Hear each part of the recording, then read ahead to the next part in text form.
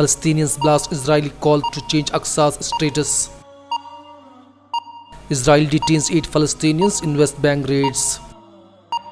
Israel moves barring US Congresswoman entry, reports. Attacks by regime in Russia kills 10 civilians in North Syria. Turkey, US stalling on Syria safe zone will not work. United Arab Emirates responsible for Aden's COP, Yemen. Tunisia, election body accepts 26 presidential nominees. US former Blackwater security guard sentenced to life. Myanmar military academy attacked with artillery. UNSC to discuss Kashmir on Friday. Kashmiris protest New Delhi on Indian Independence Day. India, 6 acquitted in 2017 mob killing case.